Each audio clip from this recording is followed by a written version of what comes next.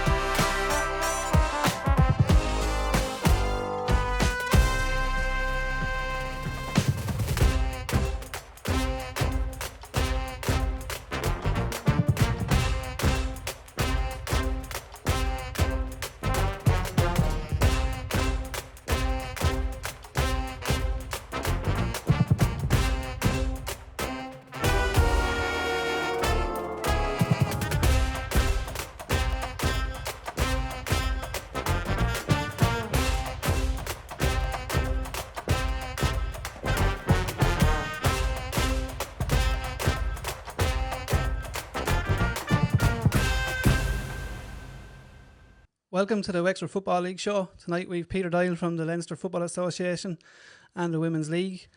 Again tonight, if you have any questions, send them in. Nick, you have a new piece of technology with him. I don't know what you like with technology, Nick. Brilliant, Ed. We'll see in a few minutes. Welcome, Peter. I suppose the first thing I'll ask you, maybe people out there want to know, had you anything to do with appointing the new Irish manager? No, how are you, Aidan? No, I won't say I did. But look, it's early days for him. He got a good baptism of fire last Saturday with the England game. Very hard to judge. You know yourself, a lot of social media stuff, a lot of stuff going on in the media about how the team was picked and all that sort of thing. But it's very, very early yet to know how it's going to turn out. Someone that's in the circle up there, were you surprised by his appointment? I have to be honest with it. Yeah, he wasn't one that was on our radar at all. Next thing, he just arrived. He was there. So, yeah. He arrived. He liked the big man. Yeah. He just turned up when he he's there. Turned up. I was lucky enough to meet him a few weeks ago. I know he's a terrible nice fella. Has a good attitude around the building with the staff, which is always very important. Mick McCarthy used to be the same. He'd never walk by a door that was open. He'd always come in and say hello. This fella seems to have the same attitude. Trying to transfer that onto the field of play now is going to be his big job. I think actually, Peter, to be honest with you, they're a little bit too nice from the weekend as for what I'd like to see him kick a few people or get a little bit closer, but Jesus, I thought they were too nice the weekend and even last night. I don't know about you. And look, we all want Ireland to be flying, but I don't think it's for us to maybe discuss that at that level just yet. Peter, maybe we'll start with the Women's League. It was a big news this week on LMLI going to Sheffield United, signing a professional contract. Yeah, I know it was always going to happen for Ellen. She was from a young age, she was always a top class player. She played most of her young game or underage stuff in Thomastown United in Kilkenny, and then she came straight into Wexford Youths from there. But this was always on the cards for her. I think she has a great career ahead of her. She's still very young. She was very unlucky to get injured, and that knocked her about for a year with her cruciate. But she's up and flying again now. Is the championship ended? It's not the Premier League. United or the second level. Yeah, second. What would that standard-wise be towards the league here in Ireland? Would it be similar or a little bit better? Or I suppose, look, it had considered itself a little bit better, but only a little bit. In fairness, the standard of the Women's National League here is quite high for a country of our size and the way it operates. But it's championship is also is quite good, and there's bigger opportunities in the championship too. Like she'll be in the eye of the bigger clubs.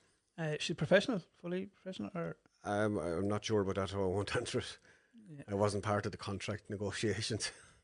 And then another big news, I suppose, around Enniscorthy for us with a young girl, myself and Nicky Noel, young Mia Whelan making the Irish Under-15 Academy. I had the privilege of coaching Mia. She's actually on my boys Under-13 team last year, and I've coached a lot of people over the years, and I have to say she's easily up there in the top 3 or 4 I've coached. She have it every way. I think she'll go to the top. So do we. She's probably one of the best players that has came through the league in a long time. You always get that one special player. Rihanna Jarrett would have been one, like even going back before that, Nicola Sinnott possibly. But Mia Whelan is well up there at that standard now. There is a few players knocking around the league of that level, but she's definitely one of the top. Yeah, no, look at her. She comes from her two parents, like Derek and Sinead. Derek was a great footballer for a number of years, Shamrock Rovers. As tough as old boots, but he had a great head on him, and He blames, I'm going to say my dad for retiring him from Shamrock Rovers A team. Wasn't me, because Derek's too big to be. Cup final that day, yeah. Derek's too big for me to be falling out with. But no, Derek was a great player. But I remember Sinead playing as well.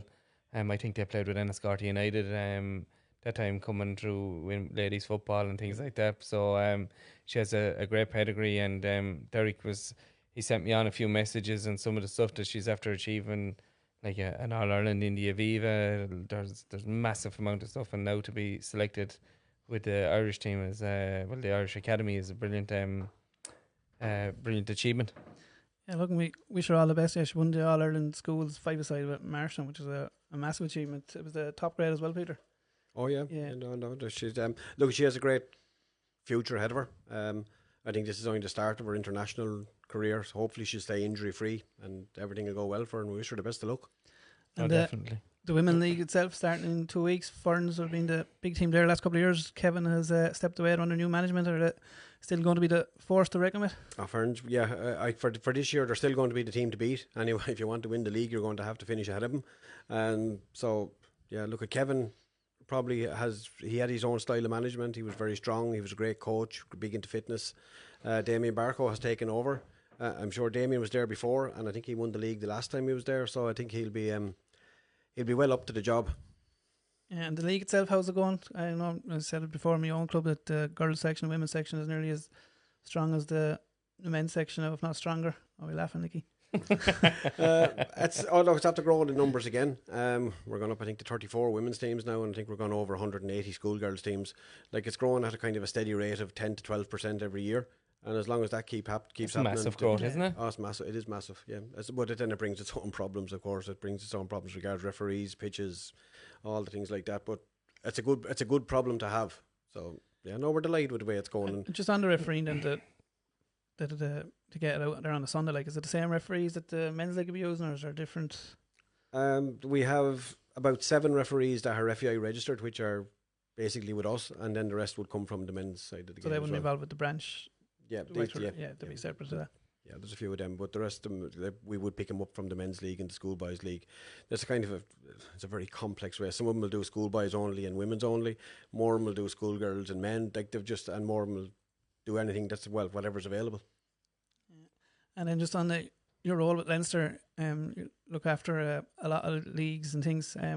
Just something there, talking to players and managers over the summer. Well, not everyone, no, but something that came out that is our soccer season a bit too long. Like, you take that Leinster final was in the end of June. I know that was a freak incident, but you're still talking middle of August to end of May. Is it too long? Very close to 12 months.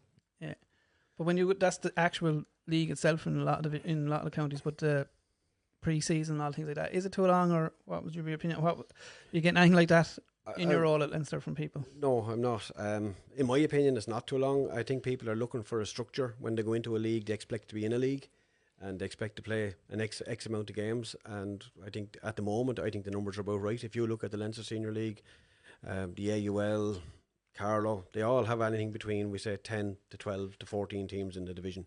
Like, if you're in the intermediate division in the Leinster Senior League, there's 14 teams in it. So, like, that's a big division, and they'd also have their Metropolitan Cup to be in the FEI Intermediate Cup.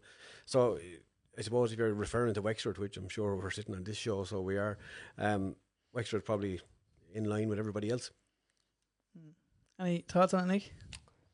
No, not really. So. You all right tonight? That's a first ever we got. The county board really has quietened you down the last couple of weeks. I know, no. I'm just afraid to ask you anything in case you get upset or anything like that. That's all. You had a tough week. Tough couple of weeks. You have this. That's life. I know, and the no, like, could it be a bit shorter? Maybe so, but no, like, you have to take into consideration, I suppose, last year there was a hell of a lot of bad weather, the turn of January and things like that. From our own, and I'm consistently badgering onto Padraig, I think our own cup finals, the Wexford League Cup finals, should be nailed in stone from February, so everybody knows that these are the dates, they don't change. I know the league brought in a couple of changes this year for that. You can't use a free weekend after the 1st of April and all that kind of stuff. So so that was brought in, so people can't be using up their weekends come the end of a season to get a cup final off. So I know that them things are in place, but setting our cup finals in stone, that's all really, and just trying that closes the league for you then really. Just Peter, on that, what Nicky's saying about the cup finals being set in stone. I know the Wexford League is kind of run from week to week, and in fairness, Warwick does a good job. It's a big league to be doing for one man, and clubs don't know the fixtures maybe only 1 week out or maybe 4 or 5 days from it. Do other leagues know? Because I hope I'm not going to be killing them for talking about other sports again, but I'm lucky enough to work with 2 lads playing at Enniscorthy Rugby Club, and they actually were able to get out their phone the other day and show me their fixtures right up to the end of the season, when they're going to be off, when they know they can go away for a weekend. Look, I know that's AIL Division 3, but they're actually telling me that will be the same in the lower divisions down as well, that the Enniscorthy seconds will actually, the same thing, will know from now what they're doing for the whole year. Are other leagues doing that, or is it impossible to do in the soccer, or could it be done? Well, it's not impossible, but it's close enough to impossible. Like, you just look at Wexford, and that's probably one of the reasons why it has dragged on so long over the last number of years. There's probably been the best years in outside competitions that they've ever enjoyed. Like Gorey Rangers getting the FAI Junior, Wexford Bows getting the LFA Junior, Ballymurn winning the Leinster Junior Shield. Like, they're all going to have an impact on fixtures. That's not going to change it. Gorey and Arden are going to be in the latter stages of both competitions, nearly always. And then there's other clubs that always make a good run in it as well. Bunclody got a good run last year. Yourselves have had good runs over. Mine have had good runs over the years. Shamrock Rovers have had good runs over. That's always going to have a massive impact on fixtures. Yeah, no, look, I do agree, but and just go back, I remember the lads, I think it could have been Tom Ryan's wedding, a rugby player, and he got married on the Friday, and the game was, or on a Saturday, and the game was moved from the Saturday to the Sunday. But they had to travel to Belfast. Do you know, like, no, you try to get 15 soccer players to do that, like, they'd never do it. So I know, but they'd never, and never mind getting them to travel to Belfast. It was hard enough to get them to go to Carlow. I think though, for everyone, and especially I think even for the Northern and Gorey, to help them in the outside competitions, I think if every player and manager knew maybe what's happening for the next 6 weeks. I know it's nearly impossible job for Parry to do, but I just think if they had that 6 week to know what's happening, who they're playing, what they have to do. And Leinster have done it this year, haven't you, Peter? Yeah, I was just going to say that. Yeah, like, we've brought in look, it was always there as a rule, but it was very loosely interpreted because we used to work with the leagues. The leagues, we say, for example, Grand Shamrock Rovers a weekend off. That meant that if they had a Leinster Junior Cup or an FAI Junior Cup game that weekend, they didn't have to play that either. But that's changed now, and now there's no free weekends on the weekends of Leinster and the FAI, and we're hoping that will work for us in such a way that we will be able to keep to the dates that we have, which will have a knock-on effect and should be able to help the league stay to the dates they have. Yeah, I definitely agree with that. Yeah. Actually, just sorry on that now, Peter. Just say there is, like, next Sunday is the Leinster LFA weekend. Yep. So, like, for whatever reason, there's a game called off because of bad weather. But if a club does have, for the next fixture that you have that in, what if a club has got in for a free Sunday? Do you know, like, because it was not falling on the original fixture. Yeah, the plan. Do you know, like, so we actually, believe it or not, we have a plan for that. Yeah, that's where. Right, we just say next Sunday is the first round of the competition. The game gets called off for whatever reason. It would automatically fall into the second round, which means that you wouldn't get it off. Yeah. But if we want to try and move it on, we will liaise with the 2 clubs and both leagues where the clubs come from, and if we can get it in earlier, we will. But our default date is the next round of the competition. Perfect. So along the way, it will be played. Yeah. Okay, your big competition kicks off this weekend. Maybe when you're here, I'll get you to explain this whole Saturday section, Sunday section. I think I have a little bit of understanding, but maybe you can explain to people. Well, it's easy, Aidan. One lap play on a Saturday, the other lap play on a Sunday.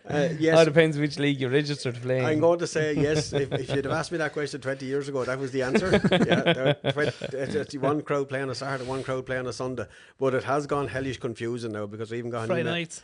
An email this morning too about a team from Meath who are playing a team in the combined counties who play in the Sunday section but who are playing on Saturday, and it's causing the team from Meath a bit of a problem. Now in fairness, they've got themselves around it now and it's okay, but yes, the Saturday section, there's a big, especially in the Dublin area, there's a massive, the UCFL is completely Saturday, the Leinster Senior League have a massive Saturday section, the AUL have a Saturday section, and the Leinster Football League have a Saturday section, so the 3 of them have Saturday sections, and they probably have a big enough numbers then that the competition then is played kind of within them for the first 4 or 5 rounds, and then there's so many of them will come out to join the Sunday section. But it is gone into a competition now that where like the first the competition is actually kicking off tomorrow night. I think the first game is in Balbriggan. I think that's or Balscadden, and it's on a Thursday night. And after that, then it's on Friday night, Saturday, and Sunday, and there's one game on Monday. And so when did the Saturday section? When did it mix together? It was last 16? Last 32. And is it 16 from each, or no? It's usually it's done on a ratio basis, and it's usually about 20-12 in favour of the Sunday. But then the Leinster Junior Shield, just to confuse the whole thing, would be the complete opposite. More Saturday teams than Sunday teams. Right. Yeah, Saturday teams are in theory second teams, are they, from the second and thirds from the senior second and thirds senior teams? Most of the Leinster Senior League Saturday teams are all reserve teams for the intermediate teams, but they can't obviously use their intermediate players in outside competitions. Any big games at the weekend? I was actually looking at the draw before I came down. It's actually not massively. No, There's nothing in it. No, not really. There's a few all Wexford games like Crossbeg and Fastnet. That could be an interesting one, I think. Shamrock Rovers and Killarney. Yeah, that's gone. Oh, is it? Yeah, Killarney are a Division 3 team, so they're going to concentrate on playing in the Shield.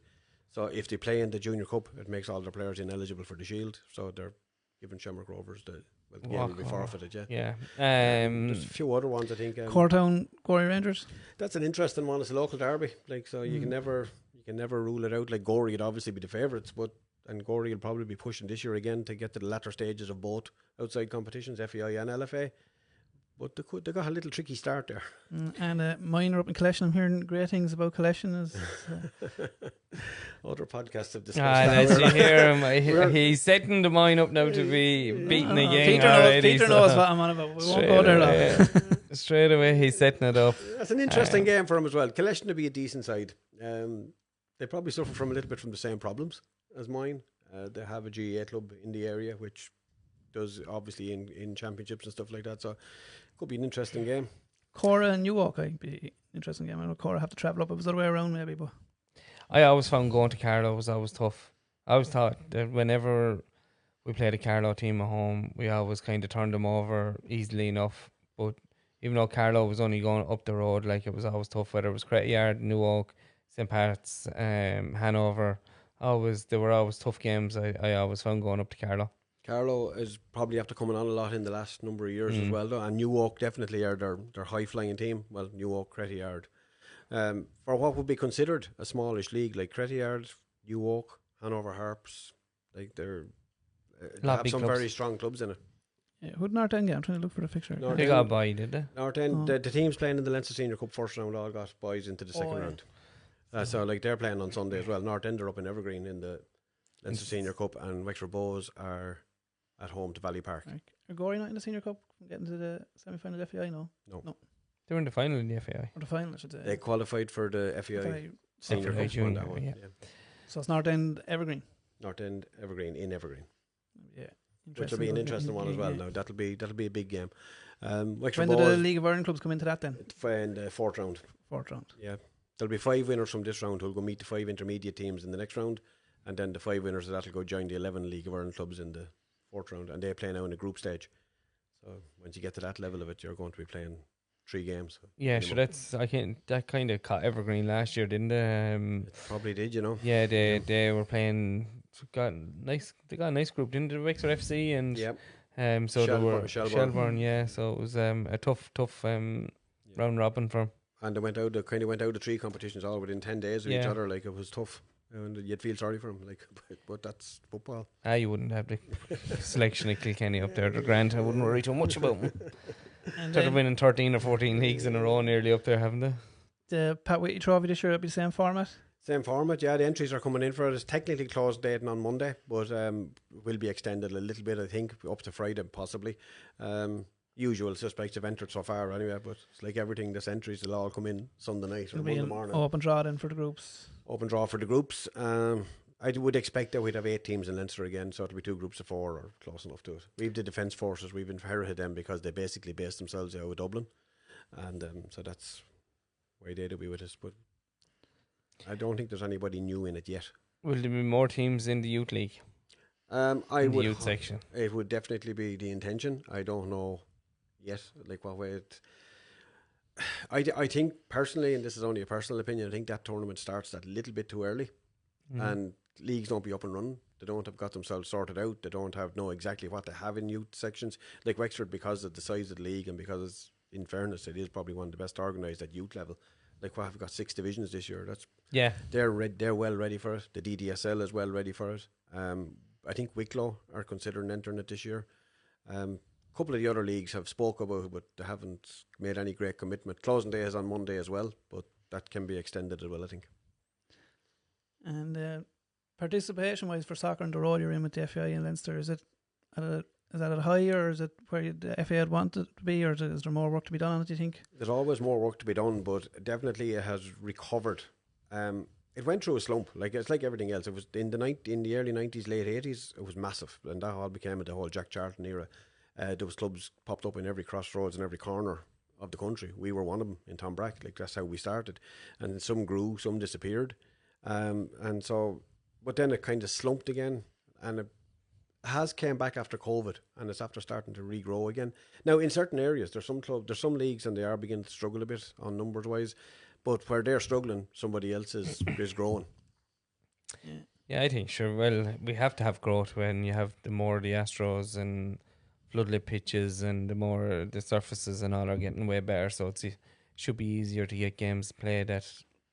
Yeah, and the traditional Sunday different times. Yeah, the traditional Sunday thing is gone. Like, years ago, it was Sunday, most likely 11 o'clock or 2 o'clock. Now, like as I said earlier, it's anything from Thursday to Monday. How big is the Friday night, Saturday night fixtures around the other leagues? They're very big. Like, I don't know how many games that even get played in Dublin on a Friday night. Probably the minimum of 40. You go to Carlow. Carlow have really bought into the whole Saturday evening thing, especially in their Premier Division. And would it be someone's home fixture in their ground, or would it be, said, 2 teams in a neutral ground, or is it? It's usually in their own home ground. But Carlow they have an abundance of riches up there in all weather pitches. Like, nearly all the teams in the Premier Division have, like Killeshan, as mine will see on Sunday morning, they have a lovely setup. They want to play on a Saturday and a Friday because they get bigger crowds. Like I think one of the matches last year in Carlow between Crettyard and New Oak, there could have been anything like nearly 2,000 people had. Saturday evening, sure. It's a no-brainer. You know, like it just makes so much more sense to be than a Sunday morning. Last year on the Saturday evening was a great crowd. So Mine Rovers, it was massive crowd. But for me, when you liked the routine and the tradition of setting your team, getting your team ready. You knew that, like, we used to meet every morning at 9 o'clock. You were in, no matter what pitch you were there for 10 o'clock. You had your time to warm up. So the routine of it was always good.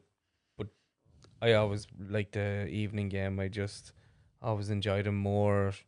Just always felt a little bit more special. I don't know, even if it wasn't a big game. No, all games are big, but even if it wasn't against a Mine or a North End or a Gorey or a Ross Celtic game, like you'd still felt something about it. I did anyway. I don't know. How do you feel about it? I think everyone loves the evening games. Yeah, I just think it'd be a great setup here in Wexford. I think it'd be just that's why you asked about the neutral grounds. At the moment, though, you're going to be asking teams to play in neutral venues, I think, and teams have to buy in that and be willing maybe to give up a home game. But I think if you're doing that, I think everyone has to give up at least one home game to make it fair. Yeah, I think there is 3 pitches though at the moment ready. Nearly, like Bunclody is under construction, Fort Celtic will be under construction, and Courtown is under construction. Yeah, Courtown, and then you have Core Ramblers. I know it's tiny, but you've Wexford CBS. And we won't mention the one that Aidan started about 6 years ago in Enniscorthy. It's 2 weeks out from finish. It's nearly there now. That right, Colin Flynn? It's nearly there. I was on it today. I walked it today. The lads were meant to spread 10 ton of sand and rubber there to go on it. They were meant to do it today, but they were waiting for the tractor to come down. So the boys were telling me that'll be spread by the weekend. So once that's done, and it'll be there enough ready to go. Yeah, just another thing, Peter. A manager. Oh, bar the goals. Goals were sorted as well, Nicky. A manager rang me there 2 weeks ago. He wanted to keep anonymous. I just want to see, is this a problem in other leagues? It's not a problem. I have a different view on it than he had. So he's over a team in Division 4. He was playing their first team. He was playing a B team or C team, I think it could have been. And they came down with a stronger team than they usually have. There's no rule in Wexford stopping anyone to do it. I have a different view. I think if you're a first team, you want to try to play the best the whole time and get up challenge yourselves against these. I know it could affect them. Is there rules in any other leagues to stop players dropping down? Yep. I think Wexford is the only league that I'm aware of that doesn't have a rule. It's interesting. Sorry, I said like that. Most of the leagues, once you play 5 games with the higher ranked team, that's usually it. That's it. You can apply for regrading, but you can only apply for one regrading. So, would that be to the league or to ye? No, to the league. Yeah. So just say, for example, you have a good player on your first team, and God forbid he does pick up a bad injury or something like that, and he's only going to come back with the B team in the latter stages of the season. You can apply for him to be regraded, and he'd play out to be with the B team then. But if he goes back up to the A team and plays 5 games, that's it. Again, he's stuck. He's there. Problem you have in Wexford with the league starting so early, you'd have some lads playing 2 games on a Sunday for the first 5 weeks. What happens then? What team is he playing for? Don't worry about it. Peter just said 5 games, so the 2 games will be all right. So Wexford are one of the few that doesn't have. And does it work? Is it easy manageable? Well, it seems to be manageable anyway. Yeah. See, I look at it self-policing in its own way. Like if you two are playing each other, Rovers against mine, and something happens, like you'll know that he has an illegal player or vice versa. Be easier now with the app, I suppose. Not saying that either of you have Don't mention the war. But the app is it would. Sure, look, we had a team that I'm not going to mention them, but a team got thrown out of the Leinster Junior Shield down here last year because they got caught on the app for. And like I'll be honest with you, at Hellip we've had even within our own executive board there, we've had a lot of complaints this year or last season, should I say? But it was through the app. People questioning like, was this player eligible for this, that, the other? So like Shelbourne lost the league title over it, you know. So it is, the app should be well able to cope with something like that, wouldn't it? Oh, it does. Yeah, like as long as all the information on the app is correct, and like, and there's no reason for it not to be. Like, it shouldn't be. It should be. It should all work. Put you on the spot then. Should Wexford League have the rule? Don't give me a political answer now. I'm going to have to give you the political answer. I'm the administrator of the Leinster Football Association. I'm not the general secretary of the Wexford Football League. You're on the county board. I don't know if I'd be in favour. I think you'd have to look at it. I can definitely see merit for both sides. Like if you're down with a team down Division 4A and you're kind of trying to build it and trying to grow it, and you're a rural club, and you see shall I say a bigger club in stature coming down with 5 or 6 other A teams, it can be very, very disappointing. Very, very hard for you to sell it to the young lads to stick with it. We will get better. So I can see the merit in it. But I'd rather kind of leave it to the clubs to try and police it. Like, you'd rather that the clubs would have a little bit of decency within themselves instead of loading up a B team. Let them do it themselves. Some weeks there could be some things on in the clubs that you do have to double up. Is it that 5 game? Is that the rule for majority leagues? That's the way to do it, or does anyone do it any different? Or no, majority will go with the 5. So we'll go with the 5. You'll always have a couple of little things. Like, it also would rule out if you had, if you were managing a first team and you have a player coming back after a 4 or 5 week run out, and you're wanting them just a 4 or 5 week layoff with an injury, and you're wanting them to get a run out with a B team, you're denying him a game there as well, like where you might be hampering your own self, you know, like you're trying to get him minutes on the pitch, and you mightn't be able to get him back into your own team, where if you got a run out with a B team you could. So I said there's merit for both arguments really, and then you'd always want to test yourself against the best, but the best in your division. There is also the argument, like, it doesn't cause that, it doesn't create that many problems. So, like, why would you want to change it, I suppose? Yeah. I know we put in it, going back years now, I was secretary of Tom Brackett at the time, we put in a motion one year for it to be changed and to bring in something like, once you played so many games for the A team, you couldn't play for the B team. But the big clubs will always vote against it because they use it as for what Nicky says, like bringing players down for coming back from injury, or giving a player a run out, or if you have two teams at home. And then there was an argument one time for the bigger clubs to have that reserve division back. You're probably too young to remember. No, I do. But like I remember like when we first took over Rovers, like there was still only 3 subs at that stage, and you would have had 17, 18 players. Yeah. So there was weeks where you were wanting to drop lads back to get a game. They mightn't have had a game for 2 weeks in a row with you, and then you might have had an Oscar Trainer weekend. So you're telling them, look, go get a run out with a B team. Do you know? But the 5 sub thing, like, you could actually work the other way for the. A second team could bring on maybe 3 or 4 A team players on a subs now. As before they couldn't. Like, that was their argument as well. I know. Me myself, I think I wouldn't like to see it, Brian, because it's someone that's managed an A team, as you say, you're trying to bring up players, bring down players, give them experience. Then you want them to go get a couple of games. Mm-hmm. I don't think very few clubs do it out of spite. Yeah, or trying to. Well, that's my opinion on it, and it's only an opinion. But that my opinion is that because of the level of the higher ranked teams in Wexford now are doing so well, they're concentrating very much on their own players and keeping them at the first team level. And they don't really worry about putting them back unless it's for a particular reason. But they don't load the Division 4A team just because they want to win a match. We got our first question in, Aidan. It's nothing to do with your other job, your counselling job, or your private life. The lads just want to know, will you wish Brad O'Neill a happy birthday? And it's from Kyle Dempsey. Man, Kyle, we surely will. Oh yeah, just Brad. Jeez, he's granddad anyway. That's all I do know. But look, happy birthday, Brad. Brad has been around a long, long time. He's a great football man. Yeah, great player and manager in fairness. He was manager for 4 in a row, wasn't he, for us?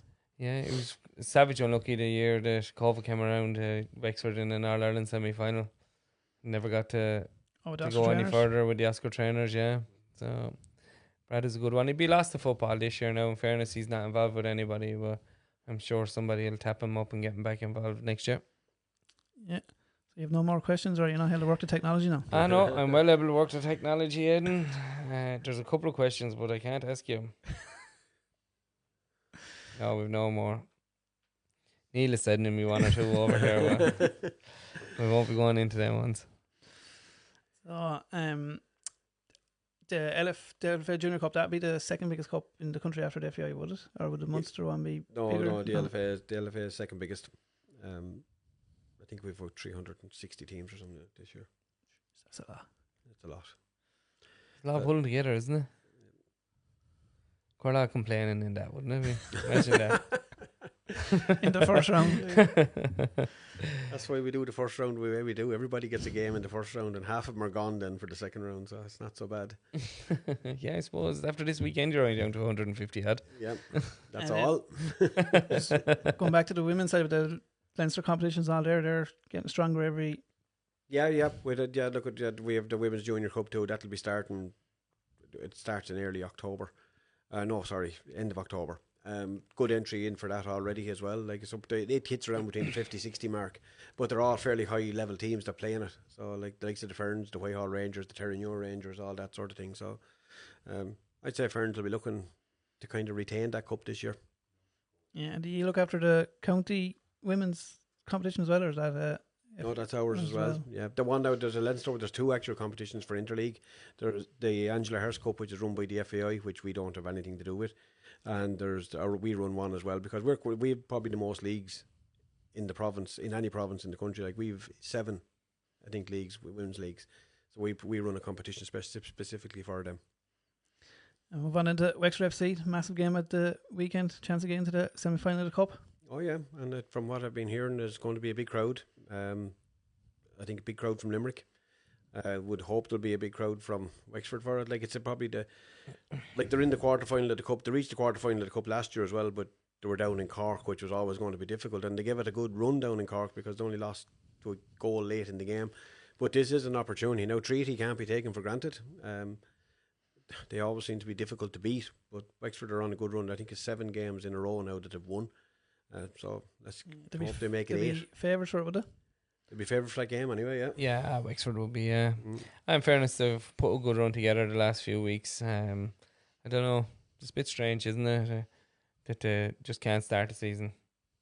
Yeah. You need to get halfway through it. And then, I don't know, does James then use these contacts in Dublin and just take all the French players? Yeah, so... Well, I suppose look at the first division is they don't trust them at the start of the season. I think the first division got described as a graveyard years ago as being it's a tough place to be, and a good start in it is important. But it just proves though that if you come with a run, you're well. Like they got 3rd in the table now, which is fantastic. I believe Ethan Boyle is injured, which we don't know how much yet, but that'll be a bit of a loss. And any financial reward for getting to the semi-final if they get to it? other than crowds and a big game somewhere? TV. Reward is a strong word. Let me tell you. There is prize money. Yeah, And, but what are you doing? And finance and the FAI do not go anywhere together. Ask him. but there is prize money for getting. There's prize money for getting to the quarter final. But if they get to the semi final, then there's a whole you will get a crowd. It'll be a semi final, whether it's home or away. It's probably his biggest game since the last time when they got promoted to the playoff. The League Cup wasn't final, it? probably the League Cup final, So or the playoff. the playoff when they got promoted up, and Shane Keegan was involved that time. So, it's the biggest game since then. I would imagine probably think, and fair play to him getting there, isn't it? Oh yeah, no, look at it. He's having a good season. No, he's a good manager. He's very steady when he gets it going. When he gets it all together and gets what he wants running together, he's very good. The only thing I think there is a little bit of I wouldn't say not within the team now or anything, but there is a kind of a general impression out there that Treaty is just going to be trampled over on Friday night. I don't think that'll be that easy. No. I seen him play Treaty earlier in the year. It was a poor game. And the women's team down there, would they be disappointed with their season, or be expecting? I usually see him challenging for the title and still in the cup at this stage, through the cup, aren't they? Well, they were unlucky in the cup. I think. Yeah, I think they went out on penalties or went out say 1-0 or something. But I would imagine they're quite happy with the way things have kind of turned out and evolved. They've kind of bounced back. They've done their transition now and they're starting to be competitive again. They're not going to win the league this year. It's good to see the likes of the Athlone and Galway is up there at the top as well. Challenging with Shelbourne and Peamount. Probably not even Peamount anymore so much. But at least Wexford are starting to kind of pull themselves back up into the mix. We're to get another message in, Aidan. So, what's the score predictions for the game on Friday night? For the Wexford Treaty, obviously, that's the game we're talking about. That came from him, no. So, I'll let Peter go. No, you. Wexford 3-1. Oh, scored 3 goals all year. Aaron Dobbs hat trick. See, everything has to go back to the mind. It's always back to the mind. Yeah. I'm going to go with a 2-1 win for Wexford. I was going to say 2-1 as well, Peter. So, You're going for 3. No, I'd stick with Wexford. So, should we been invited down for a little bit of lunch and a few sausages and chips and all before the game? Sandwiches, yeah. So, I have to back Wexford on that one, Aidan. Yeah, the club still going strength to strength down there under their new regime. Well, I think they've reached a stage now where they've kind of found a level. I suppose the next step is where do you go from there? That's what's going to be whatever happens this year. Third place in Division 1 is excellent. Not easy. They're not definitely in the playoffs or anything yet, but they're still there. So it's whether they get on to the next and get a cup semi-final, and God forbid if you got the right draw in the semi-final, could be in a cup final. There's a lot of stuff can still happen, or there's a lot of stuff that just might not happen. Yeah, and 19s and 17s, they're in the elite phase of their every team in the club is in the elite phases, which is unusual. Nice to see a few more coming through the youth system onto the first team now, wouldn't it? Well, it's good to see at least one player is gone already. He's gone to Italy. Oisin McDonough. Yeah. So there's also going to be a little bit of that as well. Calum Hartnett is always going to be in the shop window. So you will see players coming through and you will see players coming up, but there's also going to be other clubs looking at them. Another question there, Nicky, no? Oh, no. Sure you had to work there? I am. We'll move on. We'll run through some of the results from the weekend. We'll start with Division... Premier. No, we'll start with Division 5. We'll work our way up. Cora 2-1 again, Gorey Rangers. That'd be Gorey Rangers 14, yeah. How big of achievement is that? 4 teams in the... Has happened before, I think. Club. I think North End had 4 teams one time, and I think possibly Wexford Bows might have had. But that's great. Look, it just shows how strong the club is going, how well it's going. And I even believe it has big numbers. It's not just putting out a 14 for the sake of putting it out. I think they actually have quite a big squad. Yeah, that is a massive feat, isn't it? Oh, to have 4, especially when they've only one pitch up on it, which is a testament to the pitch, how it's going to be able to take so many games on between junior football and youth football. It's it's massive up there. Tom Brack beating Ratnure 4-0. See, your A team had no game, so I hope you didn't drop down a few players now in that game. You can take a look at the lineup there. There's no A team players on it. No, they've quite a handy. I hope there wasn't now if you saying that. I'm sure there'll be someone to remind us anyway somewhere if we had. But don't worry about it. I haven't played 5 games. The B team, like they have a nice handy little team enough now. It's a little bit like probably a little bit more consistent or a little bit more strength in it than last year's. And last year done well. Like I think they came 4th or 5th in the division in the end. So we will be hoping that Pádraig, push on. You're involved with the club in that league. Pádraig explained the new layout on it, the Division 5 this year. Would you be kind of for it or would you be against it, or what? Have you any opinion on it? Oh, you have an opinion on everything. I knew that. It's a big division, a lot of teams in it. My opinion is, yes, splitting it is probably logical, because I think you might refer to it earlier when we were chatting beforehand, is that like if you get a team that's either running away with it or there's a team that's getting drifted away and they still have another 15 or 16 games left, it's difficult, at least if it's going to get split. It probably is almost, if we could have got another couple of teams somewhere, there was probably almost an argument for Division 5B anyway. Yeah, I did. Well, there was another 2 teams in, but 2 pulled out obviously before. When they started to form the league there was definitely another club. I think there was 2 clubs in it. But they pulled out kind of last minute thing. That's a pity, because it would have been an argument for another division. And then we had Camolan beating Bree 2-0. Enniscorthy United beating Tymon 6-2. Shamrocks losing out to Adamstown. I suppose we mentioned Gorey, there were 4 teams. You have to give a shout out to Enniscorthy United and Shamrocks, both third teams there in a town that has 5 clubs is a fair achievement. With every club having 2 teams in it, in fairness, Nicky. Yeah, it'd be nice to have one club in every town. So it would, and you'd have like kind of like Gorey, you'd have 4 or 5 teams, and you'd be competing the top of every division. But Enniscorthy is not a town like that. Celtic there, are you? Well, I haven't got rid of them, but they're down the divisions, and to be honest with you, it looks like Wexford Bows are going to maybe struggle this year as well. It's hard to keep competing with the top ones, but Enniscorthy is not a town like that. Everybody's taking players like. See the Ajax, they look like they're gone, and next minute they sign 4 or 5 lads from the mine.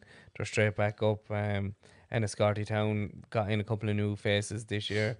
Like Shamrock Rovers are getting a couple of lads back. So Enniscorthy is just a town. It seems the players just seem to move around more than they do in other towns. Yeah, and the game of the weekend, probably in the whole county, Castlelarker 5-5 draw with Wexford Celtic. They're scoring some goals, ain't they? There was 8 the first week and 5 this week. So I should have tipped them this year. Yeah, you were a year out. Yeah, look, sure, just 10 goals. Savage goal scoring. And then 4A, Kilmore 6-0 winners again came. Joseph's losing out to Gore Celtic 4-3. Rosslare and Ross Birkin 0-0 draw. Bridge Rovers 4-0 winners again Ferns. And Campile 4-1 winners again Wexford Bows. Would you tip for that division, Nicky? Who'd you say, Rosslare Strand? No. Rosslare Rangers. I don't know. The down divisions are a little bit hard, aren't they? You know, you have to let it settle down a week or a couple of weeks anyway, 2 or 3 weeks into the season, because, as you said, Aidan, when a lot of the first teams are starting, they're taking maybe some B team players and things like that this time of the year. So down the divisions, you just like to see them settle down and leave it for a week or 2. So I'm not predicting nothing for a couple of weeks. And for Division 4, they made Courtown 2-1 winners again Cushenstown. Cairn 3-0 winners again Camolan. Kilteely 3-0 winners again Ross Celtic. St Cormac's 3-2 winners again Shelburne, and Ford Celtics 4-1 winners again the Balloch. That'd be Ford's third team, yeah. Kilteely could go well. I see John Nugent and the lads are signing a lot of players. And Cairn are another club, in fairness. Cairn are a great club. Probably haven't been any down there much higher than Division 4 or 3, but they keep going every year, and it's a good bit down there, isn't it? And I think St Cormac's have found their level a little bit now as well too. I'd say they might challenge as well. Yeah. 3A, then we had Ferns with a great season last year, losing out to Blackwater 2-1 across a beg. Got promoted by winning division lower last year. Got beaten by Rosslare Strand 1-0. So they'll be the favourites for that division. Strand, yeah. Gorey Rangers, probably a bit of a surprise that they only drew with Enniscorthy Town, Gorey's third team. Tymon and Mine 3-3 draw, and Feathered losing out to Enniscorthy United 4-2. Be Strand, I think, would be. Yeah, you would be thinking Rosslare, so they had a great year last year, and they're going. Blackwater, I think, are going to go quite well as well. 2 clubs only back in the league, but when you get a bit more momentum, everybody buys into it. Be stronger again in a couple of weeks. Push up along. So they will. Aye. You obviously know something that we don't. We'll have players back from what I'm not allowed to talk about. In Wexford Football Division 3. We're not here to discuss the town plan. Not about that. That's why you wouldn't let me on last week, because I talked about the GA too much. But anyway. Division 3, Duncannon beating Shamrocks 2-1. Islegate losing out to Clane 2-1. St Leonard's losing out to Gorey Celtic 3-1. And Bunclody with a big win against Wexford Celtic 7-1. And Bree beating Rosstown 1-0. Bree Clane came down to Division 2, didn't they? Yeah. It could well be. I was actually up at the Shamrock Rovers Duncannon game. It was decent enough game. Duncannon went into a 2-0 lead, and they were full value for it, and Rovers got it back to 2-1 and did a couple of chances, and for some, I can't think of the Duncannon goalkeeper. I thought he was excellent on the night. Did another chap who played underage a little bit with Shamrock Rovers, Kyle Baker. He was really good. He was playing left back. But I thought Shamrock Rovers were really, really good when they actually made a couple of substitutions. Now, to be honest with you, I was a bit surprised with Podge O'Toole taking off both Munch and Jimmy Malloy. The two of them looked dangerous. But he brought on two young lads out onto the wing, Brendan Power and Stephen Wallace. The two of them would have come out of Shamrock Rovers under-16 team last year. And I thought the two of them on the same side. When he brought the two of them on the same side, I was there, Jesus, the two of them are a bit young to be on the same side. But they actually worked really well together. And I was really, really impressed with Brendan. I thought he was a really, really lovely, rock solid. He was playing full back. There was nothing flashy about him, and he done really well. And young Stephen Wallace, another one, a good future the two of them have. But look, it was a decent game. The Ukrainian chap Ihor was refereeing it, and he done a really good job on it. And it was a good game. You make sure now you read out whatever Podge texts in there now in a few minutes. Oh, Podge. Podge will be all right. Division 2 then we had Camolan 4-1 winners again. Clabon, or 4-3 winners, sorry. Wexford Boss 3-1 winners again for Celtic. Enniscorthy United 4-1 winners again. Corkloud, great start to season for them. Two wins out 2. Rosslare and Bridge 0-0. I think I tipped Tom Brack to win this, Peter, and you managed to keep him from playing the first 2 weeks. I wouldn't say we've managed to keep him from playing. We had one played off, and I think we had the other for some reason. We weren't playing on Sunday because I was almost going to go up to it, and I didn't realise it wasn't on the app. Look, we're after coming fourth twice in the last two seasons, so we'd be hopeful that we'd be definitely up there challenging to get over it anyway, going upwards. So there will be themselves that kind of putting it on themselves to try to get up over this year and back to. Oh, they do want to get back up to Division 1, yeah. It has been their ambition. They're not sitting there trying to rebuild or anything. They're actually wanting to push on. I was impressed with Enniscorthy United. I seen them the first day of the season, did another good win the weekend. I know a former Tom Brack man, current Tom Brack Boogie, done a bit of coaching, and congratulations to Boogie. He got married last weekend, so that's why Tom Brack had no game. Actually, that was the free Sunday. They actually had put in for a free Sunday for that. Actually, yeah. I think we put in for last July or something. Yeah. So I do know the most surprising thing is Boogie was getting married. So that is the truth of it. So, but no, congratulations to the both of them. But going back to Enniscorthy United, I wouldn't have tipped him at the start, but I seen him the first day, and I actually was impressed. And obviously, Dara Roach going back in there would be a big boost to him. I think he played centre midfield there the other day, so Dara's a good player to be signing in Division 2. But they were decent. Like, you have Gary Murphy as well, John Whelan.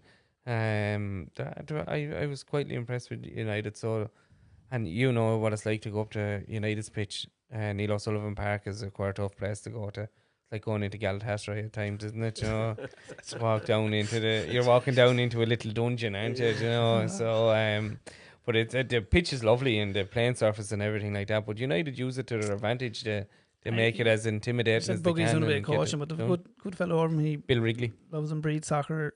When he played, he had a good brain on the field himself. So he'll know what he's doing. Yeah, I think they'll Yeah, they could be the surprise, not a surprise package in it, but I think they could go well in that.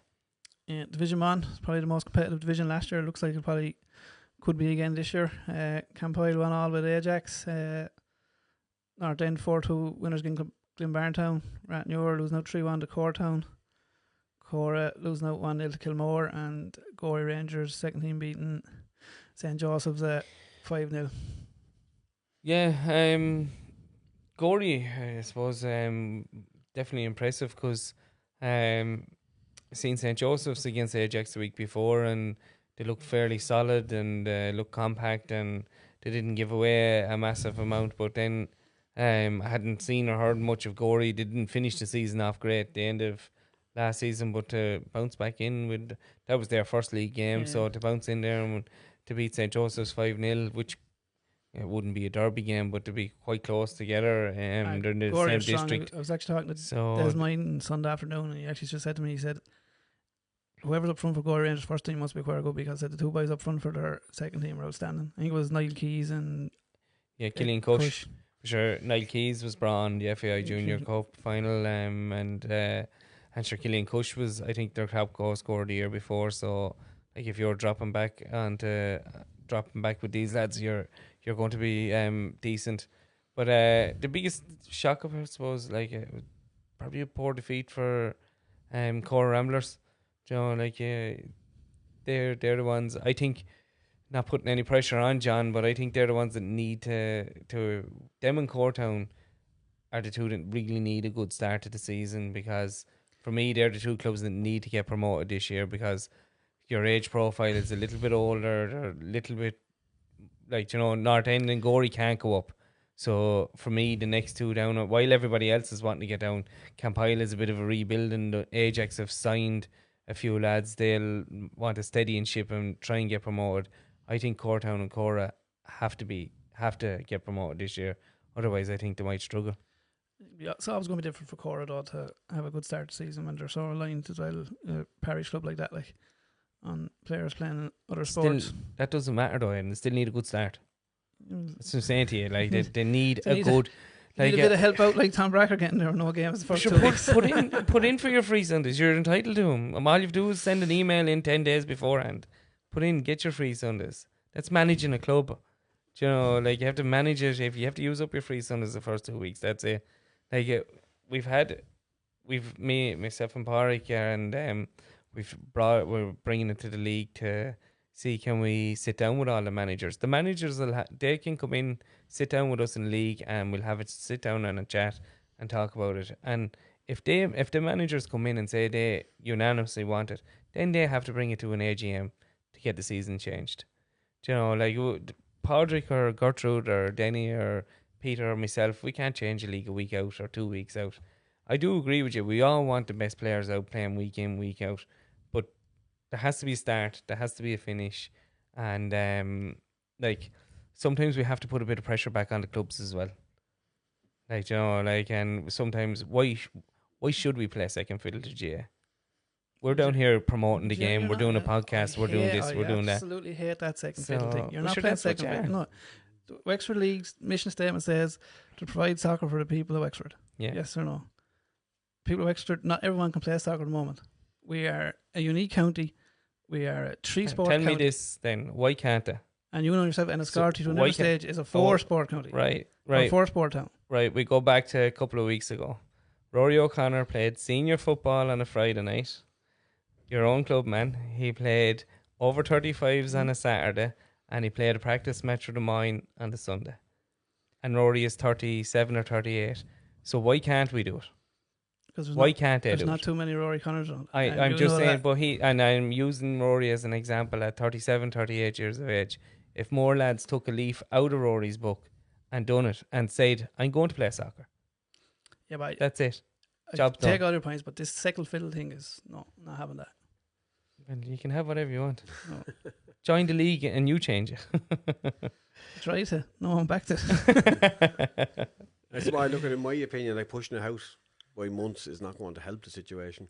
I think maybe a pre-season competition of a shield or some nature like that might help, but there has to be an appetite there for it from everybody. I do know the Carlow League run a shield to start the competition. Kilkenny do as well, don't they? Kilkenny do as well, yeah. And the one in Carlow is unique in the fact that it's a club competition. So in other words, it's not mine A, mine B, it's mine Rangers. So it's only for one. So the attitude to that is, or the thinking behind that is that, well, if they surely get 11 players between the two teams to fulfil the fixture, and it does seem to work. To be fair, but I genuinely, and I see what Peter's saying, but I genuinely do honestly think that some of this pressure has to go back to the clubs. Like, fine, there's 10 or 12 of us sitting down in a league meeting, right?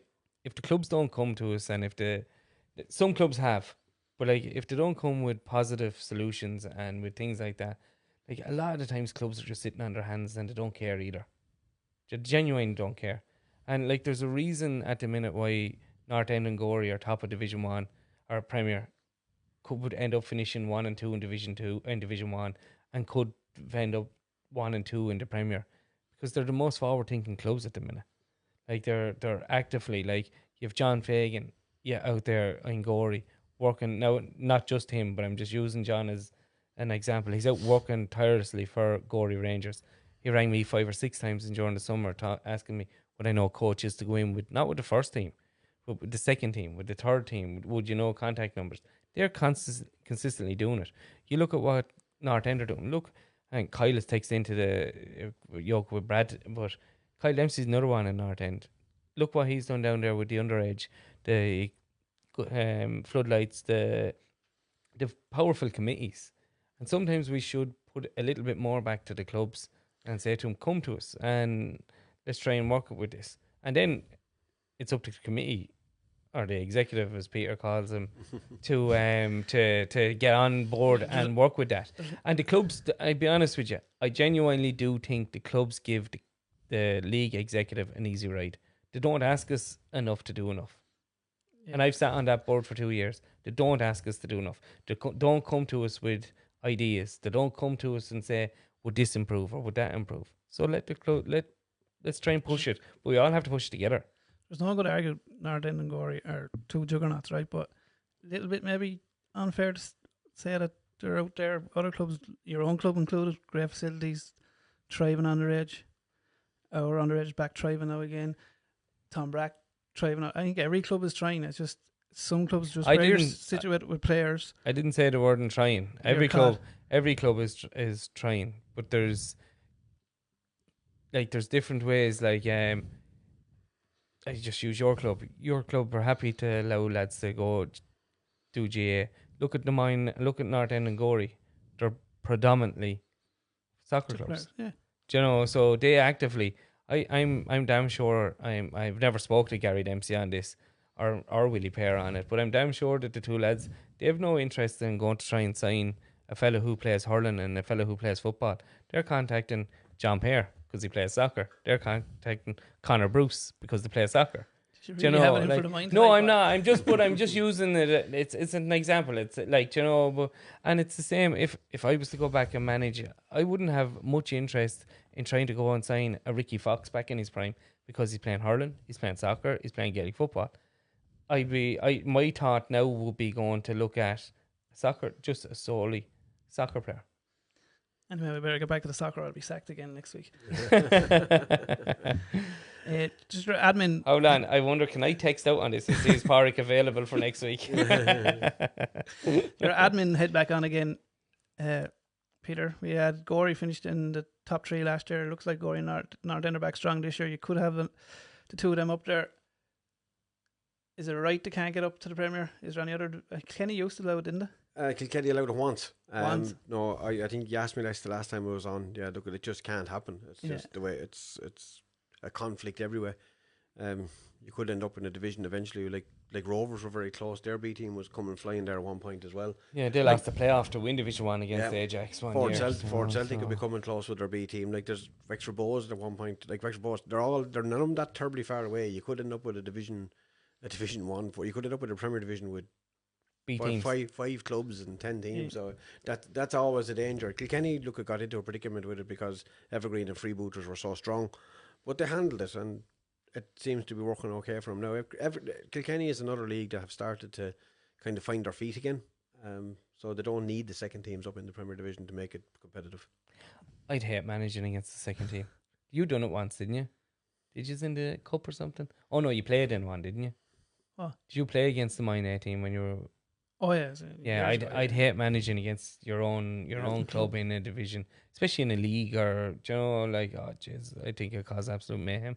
Well, even in a cup game, like yourself, like when it always happens every year. There's always two teams from the. No, I was lucky. I was never involved in one, but I just think I'd hate it. We'll move on to the Premier and we'll run through the Premier. Results, Peter, you wouldn't really expect in the Premier. With just 4-0 for Celtic Bows, 7-0 Gorey Mine, 5-0 North End Bunclody, 8-0 to Shamrocks over Ferns.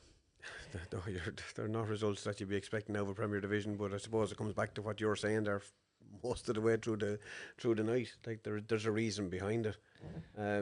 But Nicky also has a point, and I probably would sway more to his side of thinking on it. There has to be, the clubs have to kind of take a responsibility for it themselves. And I know it's difficult, and if you want to compete in the Premier Division and you want to compete against Gorey Rangers and North End, you have to have the players that you feel can do that. But they have to be soccer players, and that's what's caused the problem. I think it's just that clubs are now trying to, like, even I think Wexford Bows even said that last year, like they barely avoided getting relegated out of the Premier Division and got to the Leinster Junior Cup final, and it all was because that they couldn't get a good start, and they just kind of just went with what it is. But I suppose it's football, and that's it. Yeah, I look at. There's no, for me actually, I wasn't overly shocked with. Well, I was a little bit shocked with the Shamrock Rovers result, and Jesus, fair play to him. A massive result. I know they had Rafi and Dapo up top, and they scored 7 goals between the two of them. And I think Dapo was trying to claim 4 assists or 3 assists, and Rafi was claiming 2. So the two boys obviously have a little running battle between themselves. So the longer that the two of them keep that running battle going between themselves, the better it's going to be for Shamrock Rovers. Obviously, from my own personal point of view, it was great to see Sean Miller back in with Shamrock Rovers. Great to see John O'Tagan back out as well. So that was a massive win for him, and they'll have to just go and build on that. I did say a couple of weeks ago I thought Ferns were going to struggle. You take out the Caseys, you take out Rick, you take out Kieran Murphy, Shane Breen wasn't starting. So like Anto Larkin wasn't in the goal either. Like even with his experience alone, even though the young chap in the goal is a very, very good goalkeeper, just the experience of maybe shutting up a shot would be. It was a massive result for Rovers. The Bunclody one, I thought Bunclody I'd say they're probably a little bit disappointed they weren't as close to North End. Like if they, I expected North End 2-3-0.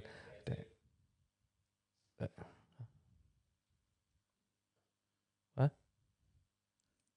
Oh, I expected North End. I thought I heard Dylan in my head. I thought North End would have been and Gorey would have, or Bunclody would have been a little bit closer. Fort Celtic, I expected them to kind of beat Bows handy enough, and the Mine, like look at we've said it. Obviously they're waiting on a few lads to come back with GA, and I suppose the talk of us on the show has probably been a little bit unfair on them as well. We're putting a lot of pressure, but that's just because Aidan is here. Probably a little bit, like that. You're using, and myself, like we're both from the town in Enniscorthy. Like the work that the Mine are doing is absolutely fantastic, especially underage and things like that. Timmins, like I know there's been probably a couple of managers. I'm not going to give you a big head now, Aidan, but like after coming in since you've left, but to come in and get the consistency and get a team going again is very, very difficult, and John and the lads have a difficult job going in, getting the lads to buy into it, because I know how passionate Aidan was about it, and it's going to be very, very hard for any manager to come in behind you, Aidan, and doing that. And as I said, I'm not blowing smoke up your backside and like the lads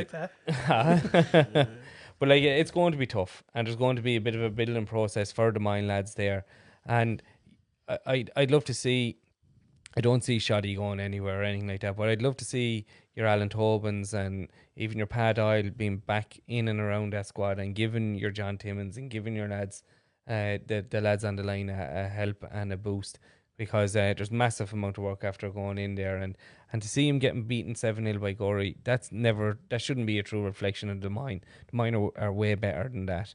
They should be a lot closer to the Gorey side, and I'm damn sure it's hurting the likes of you, Aidan, your Rory O'Connors, your lads who have gone through the wall to make sure that these results don't happen. But and I can genuinely I can see the Mine coming back up a little bit. Like everybody, I've spoken to everybody, and well, not everybody, but I've spoken to a few people, and they're saying, "Jesus, the Mine are effed, or will they be relegated? Won't they be?" And I'd say there's a bit too much pride in them lads to go down without a fight. And as you said, Aidan, to me a couple of weeks ago, there's a couple of younger lads to come back in, and let these young lads get in. Let Timmins try and build a team now and get away from the Mine Premier team that won a couple of years ago. This is now John Timmins has an unbelievable start now to put his stamp on it. Does he want to be there in 10 years' time? This is his opportunity to go and lead the club now. He's on whatever way he wants, and then you be tapping him on the back and say, "Fair play to you, Timo. You done this or you done that." So yeah, look, it's going to be up and down for a little while for the Mine, but I don't think they're going to slip or anything like that, because you have the underage structure and the team's quite young. So I wouldn't. The 7-0 result is a brilliant result for Gorey. Bad result for the Mine, but I don't think it's all doom. I don't think it should be all doom and gloom.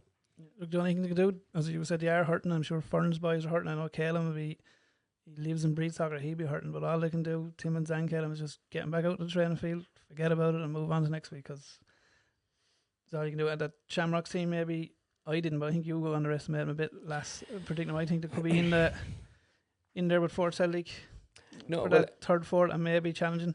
I think Fort Celtic, Peter, impressive start. They are missing a few as well, but they're look comfortable. They're a strong team out every week. Could they get there up to the Gorey North End? I think they can. They've had they've been. It's not. This is not just going to be when they come this season. It's going to be a flash in the pan or anything. Like, they've been building all the time. Massive underage structure. Everything going right from three teams at adult level.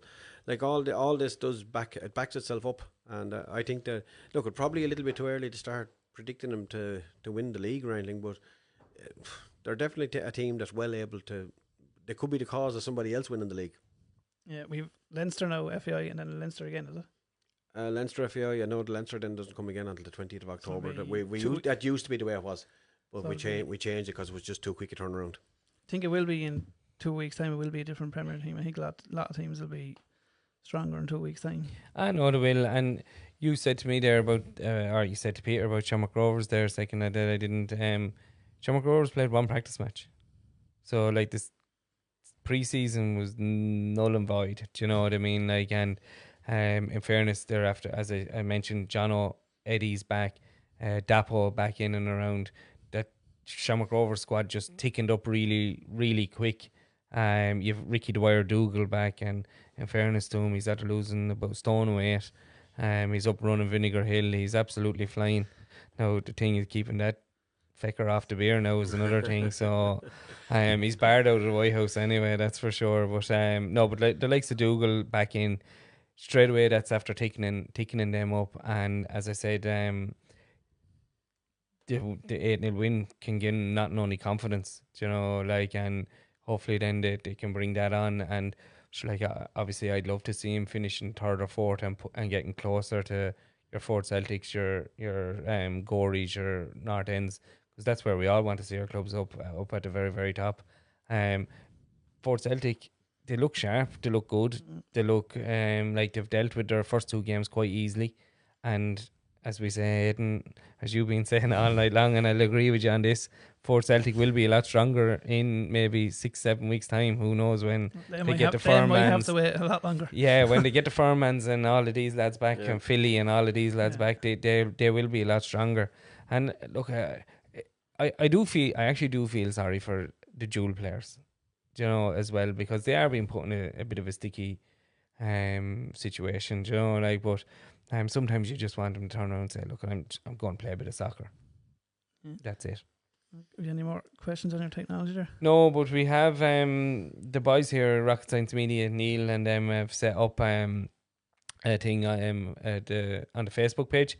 So it's a group that if any of the clubs want to put stuff through it to be posted up on the Wexford Football League page, that they go in through the group and they'll be able to post it all up on that. So instead of emailing Gertrude with stuff or emailing the boys here, they'll be able to access it all themselves, and it's a group thing. So the lads are setting up a link on the Facebook page where you'll be able to just click into it. You join the group, so any fundraisers, anything like that, or anything you want posted, can go through that. Unfortunately, like Gertrude is Peter's the secretary himself. Everything goes through the league, so for through the secretary. So it just hopefully it'll take a little bit of pressure off of herself, and it's a group there for the league that they can get stuff out and be posting their own fundraisers or whatever. It's kind of like a notice board thing. So so that's there for anybody to access. I think Neil set it up tonight. Did you, Neil? So yep, he's giving me the thumbs up. So he's happy with that. Right, cheers, Anthony. And just best of luck to all the teams in the Leinster competition the weekend, and thanks for coming in, Peter, and best of luck to you running it at the weekend. Lovely. Thanks, Aidan. Thanks, Nicky. You won't be able to contact Peter now the weekend. His phone is off. Right, cheers, man. Thank See you. later. Bye-bye. Bye-bye.